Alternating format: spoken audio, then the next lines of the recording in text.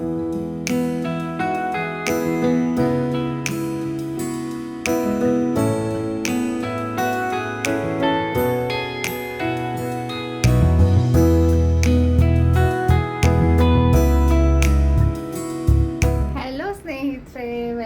Back to my house. ನಮ್ಮ ಸಾನು ಬರಬೇಕಾದ್ರೆ ಬಂದ್ವಿ ಅಪ್ಪ ನಾವು ನಮ್ಮ ಹೋಮ್ ಸ್ವೀಟ್ ಹೋಮ್ಗೆ ಅಂತ ಎಷ್ಟು ಖುಷಿ ಪಟ್ಲು ಅವಳಂತೂ. ಸೊ ಎಲ್ಲೇ ಹೋದ್ರೂ ನಮ್ಮ ಮನೆಗೆ ಬಂದಾಗ ಸಿಗೋ ಅಷ್ಟು ಖುಷಿ ಎಲ್ಲಿ ಹೋದ್ರೂ ಸಿಗಲ್ಲ ಅಲ್ವಾ. ಟ್ರಿಪ್ಗೆ ಹೋಗ್ತೀವಿ, ಟ್ರಿಪ್ಗೆ ಹೋಗಿದ್ದ ದಿನ ತುಂಬ ಖುಷಿ ಇರುತ್ತೆ. ಆಮೇಲೆ ಅಲ್ಲೂ ಒಂದು ಸಾರಿ ಅಂತೂ ಅನಿಸುತ್ತೆ, ಅಯ್ಯೋ ನಮ್ಮ ಮನೆಗೆ ಹೋಗ್ಬೇಕಪ್ಪ, ನಮ್ಮ ಮನೆ ಬೆಟರು ಅಂತ. ಆ ಥರ ಈಗ ಬಂದು ಅಡುಗೆ ಮಾಡಿ ಊಟ ಮಾಡಿ ಈಗ ಮುಂದಿನ ಕೆಲಸಗಳನ್ನ ಶುರು ಮಾಡಬೇಕು. ಸ್ನೇಹಿತರೆ, ನಾನು ಮೈಸೂರು KR ನಗರದ ಅಪ್ಡೇಟ್ ಮಾಡಬೇಕಂದ್ರೆ ಚಳಿ ಬಗ್ಗೆ ಎಸ್ಪೆಷಲಿ. ಮೈಸೂರಲ್ಲಿ ನಾನು ಇದ್ದಾಗ ಚಳಿ ಇತ್ತು, ನಮ್ಮ ಮನೇಲೂ ನಾನು ಸ್ವೆಟರ್ ಹಾಕ್ಕೊಂಡಿರ್ತಾ ಇದ್ದೆ. KR ನಗರಕ್ಕೆ ಹೋದ್ಮೇಲೆ ಸ್ನೇಹಿತರೆ ಸ್ವೆಟರೇ ಹಾಕಿಲ್ಲ. ನಿನ್ನೆ ರಾತ್ರಿ ಅಂತೂ ಹೋಲ್ ನೈಟ್ ಫ್ಯಾನ್ ಹಾಕ್ಕೊಂಡು ಮಲಗಿದ್ದೀನಿ. ಫ್ಯಾನ್ ಹಾಕಿದ್ದು ಯಾಕೆ ಅಂದರೆ ಚಿಕ್ಕ ಬ್ಲ್ಯಾಂಕೆಟ್ ಕೊಟ್ಟಿದ್ರು, ಅದು ಹಾಕ್ಕೊಂಡ್ರಂತೂ ಎಷ್ಟು ಶಕೆ ಅಂತೀರಾ. ಆಮೇಲೆ ಮಧ್ಯರಾತ್ರಿ ಎಚ್ಚರ ಆಗಿಬಿಡುತ್ತೆ ನನಗೆ, ಈ ಶಕೆ ಆದಾಗ ಎಚ್ಚರ ಆಗಿಬಿಡುತ್ತೆ. ಅದಕ್ಕೆ ಆ ಚಿಕ್ಕ ಬ್ಲ್ಯಾಂಕೆಟ್ನ ಹೊತ್ಕೊಂಡು ಫ್ಯಾನ್ ಹಾಕ್ಕೊಂಡು ಮಲಗಿದ್ವಿ. ಆಮೇಲೆ ಹೊರಗಡೆ ನೋಡ್ತೀನಿ ಅಂದರೆ ಹಾಲಲ್ಲಿ ಎಲ್ಲರೂ ಮಲಗಿದ್ರಲ್ವ, ಅಲ್ಲೂ ಅವರು ಫ್ಯಾನ್ ಹಾಕ್ಕೊಂಡಿದ್ದಾರೆ. ಈ ಥರ KR ನಗರದಲ್ಲಂತೂ ಚಳಿ ತುಂಬ ತುಂಬ ಮಿನಿಮಮ್. ಅಂದರೆ ರಾತ್ರಿ ಹೊತ್ತು ಸಂಜೆ ಆಗ್ತಾ ಇದ್ದೇನೆ, ಸೂರ್ಯ ಮುಳುಗಿದ ಮೇಲೆ ಒಂದು ಚೂರು ತಣ್ಣಗಿದೆ ಅಂತ ಅನಿಸುತ್ತೆ. ಬೆಳಿಗ್ಗೆ ಬೇಗ ಎದ್ದಾಗ ಸ್ವಲ್ಪ ತಣ್ಣಗಿದೆ ಅನಿಸುತ್ತೆ. ಅದು ಬಿಟ್ಟರೆ ಸ್ವೆಟರ್ ಹಾಕಿ ನಾನು 2 ಜಾಕೆಟ್ ತೊಗೊಂಡೋಗಿದ್ದೆ, ರಾತ್ರಿ ಒಂದು ಬೆಳಿಗ್ಗೆ ಒಂದು, ಡೇ ಟೈಮ್ಗೆ ನೈಟ್ ಟೈಮ್ಗೆ ಅಂತ ಹೇಳ್ಬಿಟ್ಟು ತೆಗ್ದೇ ಇಲ್ಲ. ಸೊ ಇಲ್ಲಿಗೆ ಬಂದಿದ್ದೀನಾ, ಬೆಂಗಳೂರಿಗೆ ಬಂದಮೇಲೂ ಇಲ್ಲೂ ಕೂಡ ಚಳಿ ಕಡಿಮೆ ಆಗಿದೆ.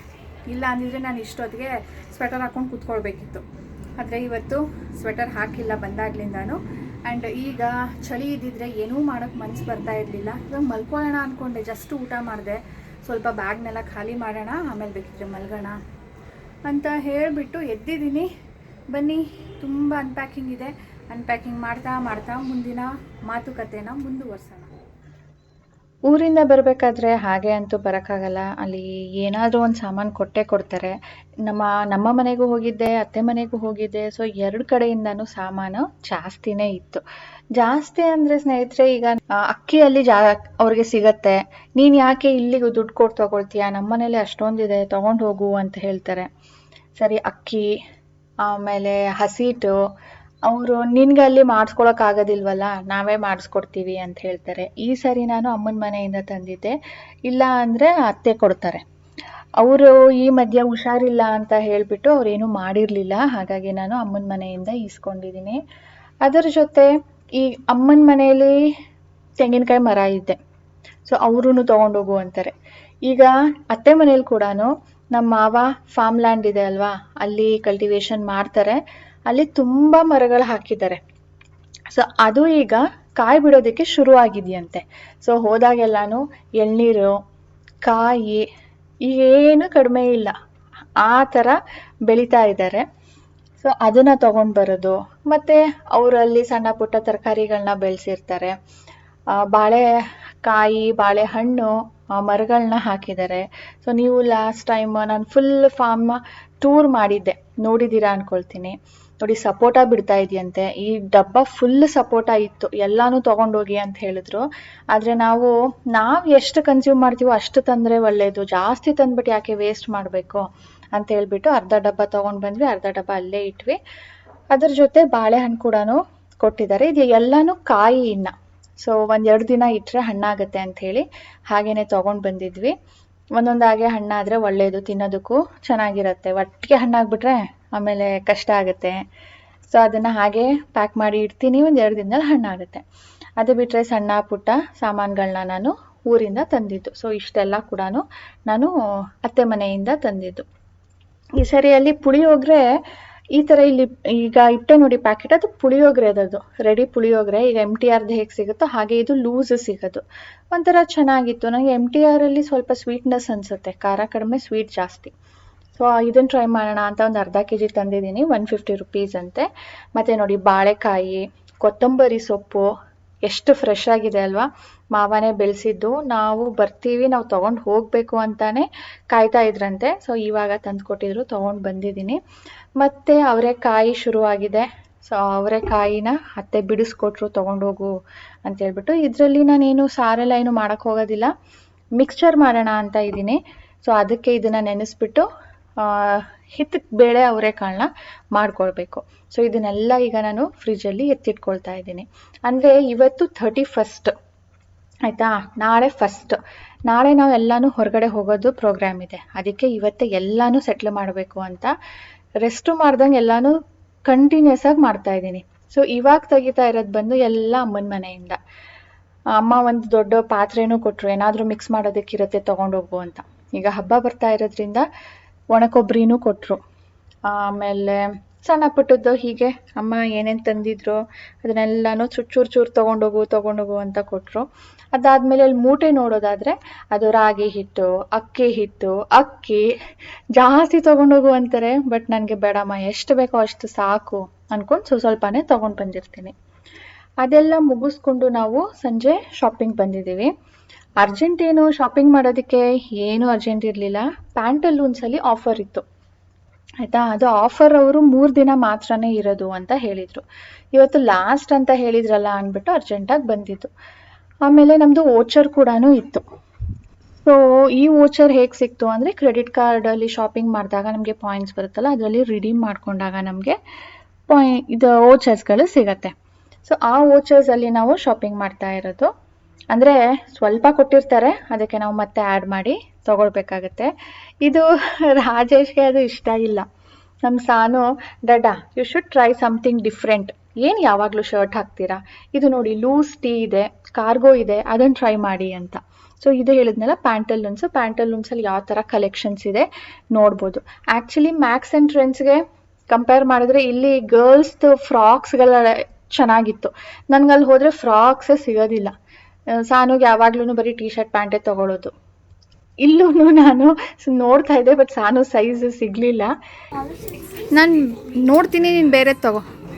ಅಯ್ಯೋ ನಮ್ಮ ಸಾನು ಡ್ರೆಸ್ಸಿಂಗ್ ರೂಮಲ್ಲಿ ಜೋಡಿಸ್ಕೊಂಡಿರೋದು ನೋಡಿ. ನಾನು ತೊಗೊಂಡೋಗ್ಬಿಟ್ಟು ಅಲ್ಲಿ ಇಟ್ಬಿಡ್ತೀನಿ ಒಂದು ಕಡೆ, ಇವಳು ಜೋಡಿಸ್ಕೊಂಡಿದ್ದಾಳೆ. ಅದು ಯಾವ ಸೈಜ್ ನೋಡು.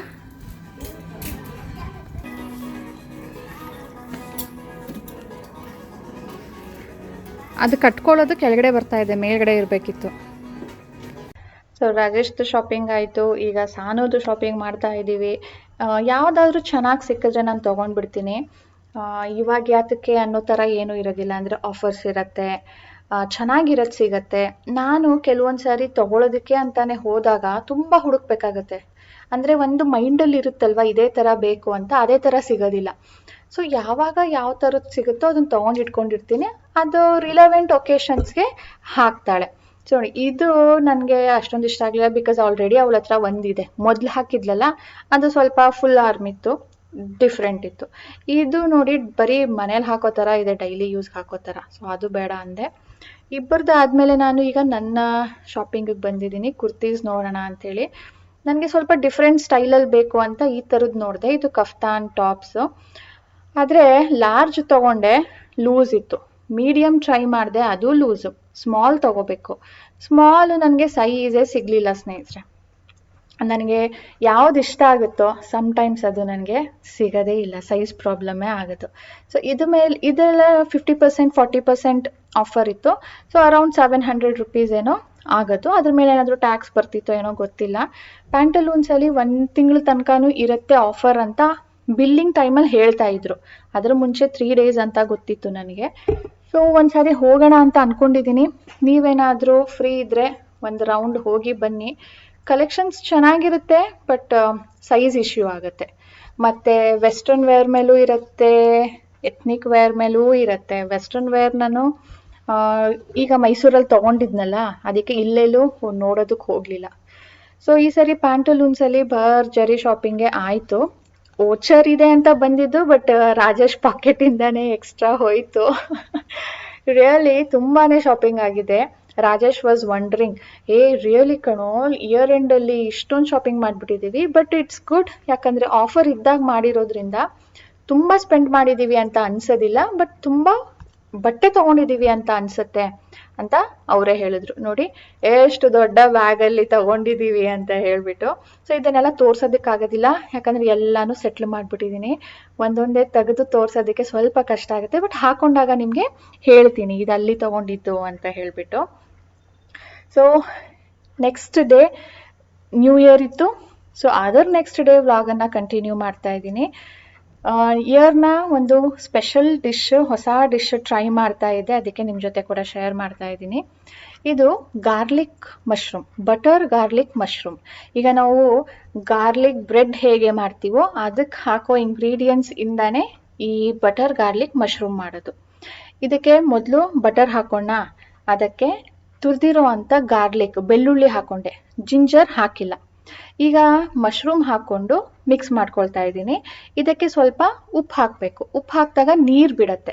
ನೀರು ಬಿಟ್ಟಾಗ ಇದು ಬೆಂದ್ಕೊಳ್ಳುತ್ತೆ ಮತ್ತು ತಳ ಹಿಡಿಯೋದಿಲ್ಲ. ಬಟರ್ ಸಾಕಾಗೋದಿಲ್ಲ ಅಂತ ಮತ್ತೆ ಜಾಸ್ತಿ ಹಾಕಿದ್ದೀನಿ. ಇದಕ್ಕೆ ನೀರು ಬಿಟ್ಕೊಂಡಿಲ್ಲ ಅಂದರೆ ಒಂದು ಸ್ಪೂನಷ್ಟು ನೀರು ಹಾಕ್ಬಿಟ್ಟು ಸಣ್ಣ ಉರಿ ಮಾಡಿ ಬಿಡಿ, ನೀರು ಬಿಡತ್ತೆ. ನೀರು ಬಿಟ್ಟ ಮೇಲೆ ಆ ನೀರು ಫುಲ್ ಡ್ರೈ ಔಟ್ ಆಗಬೇಕು, ಅಲ್ಲಿ ತನಕ ಇದನ್ನು ನಾವು ಕುಕ್ ಮಾಡ್ಕೊಳ್ಬೇಕು. ಮುಚ್ಚಿ ಮಾಡ್ಕೊಳ್ಬೇಕು ಅಂತ ನೆಸಸರಿ ಇಲ್ಲ, ಆ ನೀರು ಬಿಟ್ಕೊಳ್ಳೋ ತನಕ ಮಾತ್ರನೇ ಮುಚ್ಚಬೇಕು. ಆಮೇಲೆ ಓಪನ್ ಮಾಡಿಬಿಟ್ಟು ನೀರನ್ನು ಎವಾಪರೇಟ್ ಮಾಡಿಸ್ಬೇಕು. ಅದಾದಮೇಲೆ ಇದಕ್ಕೆ ಫ್ಲೇವರ್ಸ್ ಆ್ಯಡ್ ಮಾಡ್ತಾ ಇದ್ದೀನಿ. ಮೊನ್ನೆ ಮೈಸೂರಲ್ಲಿ ಪಿಜ್ಜಾ ತಿಂದಿದ್ವಲ್ಲ, ಅದರದ್ದು ಚಿಲ್ಲಿ ಫ್ಲೇಕ್ಸ್, ಆರಿಗ್ಯಾನೋ ಎಲ್ಲಾನು ಇತ್ತು. ಸೊ ಅದನ್ನು ಹಾಕ್ತಾ ಇದ್ದೀನಿ. ಇದೇ ಥರ ನೀವು ಬ್ರೆಡ್ ಸ್ಟಿಕ್ಸ್ ಮಾಡ್ಕೊಳ್ಬೋದು. ಅಂದರೆ ಒಂದು ಬಟ್ಲಲ್ಲಿ butter, chilli flakes, garlic, oregano ಮತ್ತು ಕೊತ್ತಂಬರಿ ಸೊಪ್ಪು ಇಷ್ಟನ್ನು ಚೆನ್ನಾಗಿ ಮಿಕ್ಸ್ ಮಾಡಿಬಿಟ್ಟು ಬ್ರೆಡ್ಗೆ ಹಚ್ಚಿಬಿಟ್ಟು ಬ್ರೆಡನ್ನು ಟೋಸ್ಟ್ ಮಾಡೋದು. ಸೊ ತುಂಬ ಚೆನ್ನಾಗಿರುತ್ತೆ. ನಾನು ಮಾಡಿದ್ದೆ, ಅದು ಸಾನು ಯಾವಾಗಲೂ ಮಾಡಿಕೊಡು ಅಂತಾನೆ ಇರ್ತಾಳೆ. ಸೊ ಅದೇ ಫ್ಲೇವರ್ಸ್ನ ಹಾಕಿ ಇವತ್ತು ಮಶ್ರೂಮ್ ಮಾಡ್ತಾ ಇರೋದು. ಚೆನ್ನಾಗಿತ್ತು. ಹೇಗೆ ಅಂದರೆ ಒಂಥರ ಮಶ್ರೂಮ್ ರಾ ಫ್ಲೇವರ್ ನಮಗೆ ಬೇಕು ಅನ್ನೋರಿಗೆ ಇದು ತುಂಬ ಚೆನ್ನಾಗಿರುತ್ತೆ. ಮಶ್ರೂಮ್ ರಾನು ಇರುತ್ತೆ, ಸ್ವಲ್ಪ ಆ್ಯಡಡ್ ಫ್ಲೇವರ್ ಇರುತ್ತೆ. ಇಲ್ಲ ನಮಗೆ ಮಸಾಲೆ ಜೊತೆ ಚೆನ್ನಾಗಿರುತ್ತೆ ಅಂದರೆ ಇದನ್ನು ಅವಾಯ್ಡ್ ಮಾಡಿ ಮಸಾಲೆ ಹಾಕಿ ಗೊಜ್ಜು ಮಾಡ್ಕೊಳ್ಳೋದು better. But once in a while ಬರೀ ಪೆಪ್ಪರ್ ಡ್ರೈ ಮಾಡ್ಕೊಳ್ತೀವಲ್ವಾ, ಅದ್ರ ಬದಲು ಈ ಥರ ಮಾಡ್ಕೊಂಡಾಗ it will be different. Do try. ಮತ್ತು ನ್ಯೂ ಇಯರ್ ದಿನ ಸಾನು ಡಿಮಾಂಡ್ ಇದ್ದಿದ್ದು ನನಗೆ ಮ್ಯಾಕ್ರಾನ್ ಬೇಕು ಅಂತ. Macaron is a European dessert. ಅದು ಅಲ್ಲಿ ಮಾತ್ರನೇ ಫೇಮಸ್ಸು. ನಮ್ಮ ಇಂಡಿಯಾದಲ್ಲಿ ತುಂಬಾ ಕಡಿಮೆ ಜಾಗದಲ್ಲಿ ಇದರ ಎಕ್ಸ್ಕ್ಲೂಸಿವ್ ಶಾಪ್ಸ್ ಇರೋದು. ಅಂಥದ್ದೇ ಒಂದು ಹಾರ್ಲೀಸ್ ಅಂತ ಹೇಳಿಬಿಟ್ಟು. ಇಲ್ಲಿ ನಿಮಗೆ ಏನು ಡೆಸರ್ಟ್ ಸಿಗುತ್ತೋ ಅದು ನಾರ್ಮಲ್ ಬೇಕ್ರಿ ಥರ ಇರಲ್ಲ. ಅಲ್ಲಿ ಸಿಗೋದೆಲ್ಲನೂ ಕೂಡ ಯುರೋಪಿಯನ್ ಡೆಸರ್ಟ್ಸ್. ಬಾಟಲ್ ನೋಡಿ ಎಷ್ಟು ಚೆನ್ನಾಗಿದೆ ಅಂತ ಹೇಳ್ಬಿಟ್ಟು. ಅಂದರೆ ಪ್ಯಾಕಿಂಗ್ಗೆ, ಅದರ ಅಥೆಂಟಿಸಿಟಿಗೆ ತುಂಬಾ ಇಂಪಾರ್ಟೆನ್ಸ್ ಕೊಟ್ಟು ಮಾಡಿರೋ ಅಂಥ ಡಿಶ್ ಇದು. ಸೊ ಅಲ್ಲಿ ಒಂದೇ ಒಂದು ಸಿಗೋದಿಲ್ಲ, ಪ್ಯಾಕ್ ಆಫ್ 5 ತೊಗೊಳ್ಬೇಕು. ಇಲ್ಲ ಅಂದರೆ ಅಸಾರ್ಟೆಡ್ ಅಂತ ಹೇಳ್ತಾರೆ, ಒಂದು 6 ಪೇರ್ ಲೈಕ್ ಮ್ಯಾಕ್ರಾನು, ಕೇಕ್, ಸಮಥಿಂಗ್ ಬೇರೆ ಬೇರೆ ಎಲ್ಲ ಇತ್ತು. ನಮಗೆ ಬೇಡಪ್ಪ ಮ್ಯಾಕ್ರಾನ್, ನಮ್ಮ ಹುಡುಗಿಗೆ ಇಷ್ಟ, ಅದನ್ನು ತೊಗೊಂಡ್ರೆ ಸಾಕು ಅಂತೇಳಿ ತೊಗೊಂಡಿದ್ವಿ. ಇದು ವೆಜಿಟೇರಿಯನ್ಸ್ ತಿನ್ನೋಕ್ಕಾಗಲ್ಲ, because this is wholly made with egg and sugar and with some techniques. But ಒಂದು ಚೆನ್ನಾಗಿರುತ್ತೆ. ಕಾಸ್ಟ್ಲಿ ಇಷ್ಟಕ್ಕೇ 350 ರುಪೀಸ್ ಸ್ನೇಹಿತರೆ. ಮತ್ತು ನ್ಯೂ ಇಯರ್ನ ನೆಕ್ಸ್ಟ್ ಸ್ಪೆಷಲ್ ಥಿಂಗ್ ಆ್ಯಂಡ್ ಮಕ್ಳಿಗೆ ತುಂಬ ಯೂಸ್ ಆಗುವಂಥದ್ದು, ಅದಕ್ಕೆ ನಿಮಗೆ ತೋರಿಸ್ತಾ ಇದ್ದೀನಿ. ಪಝಲ್ಸ್ 500 ಪೀಸಸ್ ಇರೋ ಅಂಥ ಪಝಲ್ ನಮ್ಮ ಹುಡುಗಿ ತೆಗೆದು ಆಗಲೇ ಜೋಡಿಸ್ತಾ ಇದ್ದಾಳೆ. ಇಟ್ಸ್ ಡಿಫಿಕಲ್ಟ್, ಯಾಕಂದರೆ ಈ ಪಿಕ್ಚರ್ ನೋಡಿ, ನಾನು ಸರಿ ಕಷ್ಟದಿಂದನೇ ಶುರು ಆಗಲಿ, ಪ್ರಾಕ್ಟೀಸ್ ಆಗಲಿ, ಲೆಟ್ ಹರ್ ಟೇಕ್ ಹರ್ ಓನ್ ಟೈಮ್. ಇದು ಆನ್ಲೈನಲ್ಲೂ ಸಿಗುತ್ತೆ. ನಾನು ತೊಗೊಂಡಿದ್ದು ಮಾಲಲ್ಲಿ, ಬಟ್ ಸೇಮ್ ಬ್ರ್ಯಾಂಡಿಂದು ಆನ್ಲೈನಲ್ಲಿ ಅಮೆಝಾನಲ್ಲಿ ಸಿಗುತ್ತೆ. ಸೊ ನೀವು ಚೆಕ್ ಮಾಡಿ. ಇದನ್ನು ಒಂದು ದಿನದಲ್ಲಿ ಮಾಡೋಕ್ಕಾಗೋದಿಲ್ಲ. ಈ ಥರ ಒಂದು ಬೋರ್ಡ್ ಮೇಲೆ ದಿನ ಸ್ವಲ್ಪ ಮಾಡ್ತಾ ಇದ್ದಾಳೆ. ಔಟ್ ಆಫ್ 500 ಪೀಸಸ್ ಸಾನು ಲೆಕ್ಕ ಹಾಕ್ತಾಯಿದ್ಲು. ನಮ್ಮಮ್ಮ ನಾನು 90 ಪೀಸಸ್ನ ಇಟ್ಟಿದ್ದೀನಿ ಅಂತ ಹೇಳಿಬಿಟ್ಟು. ಅವ್ರಿಗೆ ಟಿ ವಿ ನೋಡೋದಕ್ಕೆ, ಮೊಬೈಲ್ ನೋಡೋದಕ್ಕೆ ಟೈಮ್ ಇದ್ದಾಗೆಲ್ಲನೂ ಅದನ್ನಿಟ್ಬಿಟ್ಟು ಇದನ್ನು ಮಾಡಬೇಕು. ನೋಡಿ ಯಾವ ಥರ ಇದೆ ಅಂದ್ಬಿಟ್ಟು ಇದನ್ನೆಲ್ಲ ಎಲ್ಲಿ ಹಾಕಬೇಕು ಅಂತಲೇ ಗೊತ್ತಾಗೋದಿಲ್ಲ. ಬಟ್ ಸ್ವಲ್ಪ ಆದರೂ ಅವ್ರಿಗೆ ಇಂಟ್ರೆಸ್ಟ್ ಇದೆ ಅನ್ನೋ ಹಾಗಿದ್ರೆ ತೆಗೆಸ್ಕೊಡಿ, ತುಂಬ ಚೆನ್ನಾಗಿ ಬ್ರೈನ್ ಬೂಸ್ಟ್ ಆಗುತ್ತೆ. ಇವತ್ತು ಮಿಕ್ಸ್ಚರ್ ಕೂಡ ಮಾಡಿದೆ, ಇಲ್ಲಾಂದರೆ ಕಾಳು ಹಾಳಾಗುತ್ತೆ ಅಂತ ಹೇಳಿಬಿಟ್ಟು. ಇದನ್ನು ಜಸ್ಟ್ ಎಣ್ಣೆಯಲ್ಲಿ ಫ್ರೈ ಮಾಡ್ಕೊಳ್ಳೋದು. ಫ್ರೈ ಆದಮೇಲೆ ಇದಕ್ಕೆ ಉಪ್ಪು ಖಾರ ಹಾಕಬೇಕು. ಇದರ ಜೊತೆ ನಿಮಗೆ ಕಡಲೆಕಾಯಿ ಬೀಜ, ಹುರಿಗಡಲೆ, ಕರಿಬೇವು, ಬೆಳ್ಳುಳ್ಳಿ, ಆಮೇಲೆ ಸ್ವಲ್ಪ ಒಣ ಕೊಬ್ಬರಿ ತೆಳ್ಳಗೆ ಕಟ್ ಮಾಡಿಕೊಂಡು ಅದನ್ನ ಕೂಡ ಸ್ವಲ್ಪ ಫ್ರೈ ಮಾಡಿಬಿಟ್ಟು ಇದ್ರ ಜೊತೆ ಮಿಕ್ಸ್ ಮಾಡಿದಾಗ ಚೆನ್ನಾಗಿರುತ್ತೆ. ಬರೀ ಇದೊಂದೇ ತಿನ್ನೋದ್ರ ಜೊತೆ ಅದರ ಬೇರೆ ಬೇರೆ ಫ್ಲೇವರ್ಸ್ ಕೂಡ ಟೆಕ್ಸ್ಚರ್ಸ್ ಕೂಡ ಆ್ಯಡ್ ಆಗುತ್ತೆ. ಇದಕ್ಕೆ ಜಾಸ್ತಿ ಏನಿಲ್ಲ, ಉಪ್ಪು, ಖಾರ, ಸ್ವಲ್ಪ ಅರಿಶಿನ ಅಷ್ಟೇ ಮಿಕ್ಸ್ ಮಾಡಿ ಇಟ್ಕೊಂಡ್ರೆ ಎಷ್ಟು ದಿನ ಆದರೂ ಇರುತ್ತೆ. ಸೊ ಸ್ನೇಹಿತರೆ, ಇವತ್ತಿನ ಈ ವ್ಲಾಗನ್ನು ಇದರೊಂದಿಗೆ ಎಂಡ್ ಮಾಡ್ತೀನಿ. ಸಿಗೋಣ ನಾನು ನೆಕ್ಸ್ಟ್ ವೀಕಿಂದ ನೆಕ್ಸ್ಟ್ ನನ್ನ ನ್ಯೂ ಇಯರ್ ರುಟೀನ್ ಹೇಗಿರುತ್ತೆ ಅಂತ ಫ್ರೆಶ್ ವ್ಲಾಗಿಂದ ಶುರು ಮಾಡ್ತೀನಿ. Until then please do like. Bye bye ಸ್ನೇಹಿತರೆ.